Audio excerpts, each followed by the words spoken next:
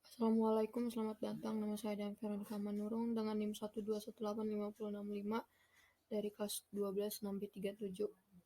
Di sini saya akan menjelaskan dari sitasi, yaitu yang pertama menjelaskan arti sitasi, yang kedua jenis-jenis sitasi, ketiga fungsi penelitian sitasi, dan tata cara penulisan sitasi.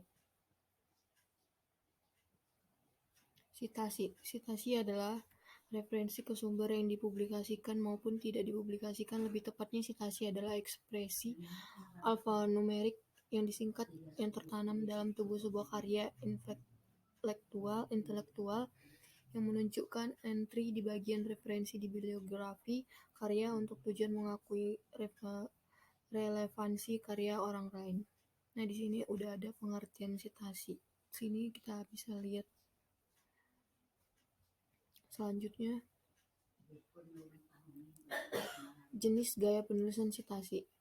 Gaya sitasi yang berbeda memiliki aturan yang berbeda untuk kutipan dalam teks, entry, daftar referensi, dan kadang-kadang pada pembentukan untuk format di artikel paper yang telah dibuat. Perbedaannya bisa sangat halus, jadi penting untuk hati-hati memeriksa aturan gaya yang kita gunakan. Saat kita merujuk ke sumber, misalnya dengan mengutip atau memparafrasekan, maka kita harus menambahkan kutipan singkat dalam teks. Ada 3 jenis kutipan utama. Yang pertama itu kutipan parentetik.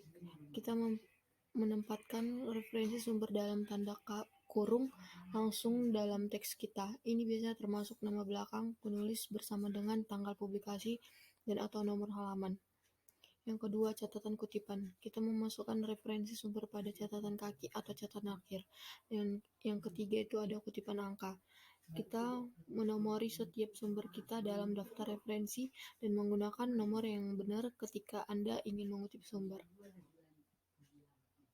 Jenis-jenis sitasi. Yang pertama itu APA style, yang kedua MLA style, yang ketiga AMA style, keempat Chicago manual style, kelima Turabian style, yang keenam Council of Geology Editors, dan yang terakhir ada APSA style. Manfaat sitasi.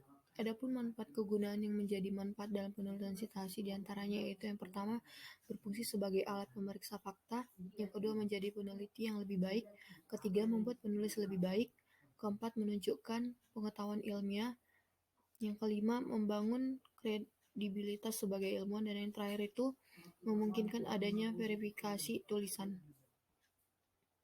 Tata cara menulis sitasi.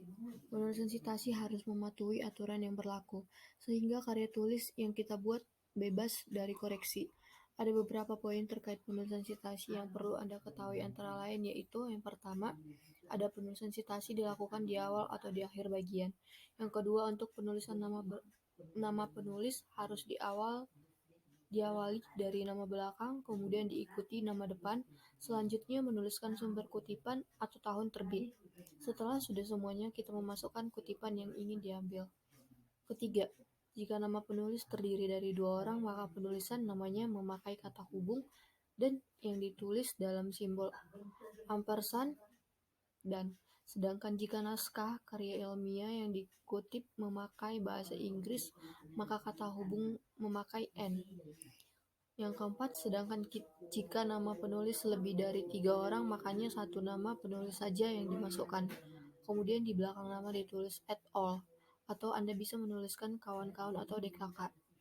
Yang kelima, jika penulisan sitasi diambil dari literatur terjemahan, maka yang ditulis adalah penulis aslinya, bukan penerjemahnya. Kemudian masukkan tahun terbit literatur asli, sedangkan nama penerjemah ditulis di bagian daftar pustaka. Sekian penjelasan dari saya, sekian dan terima kasih.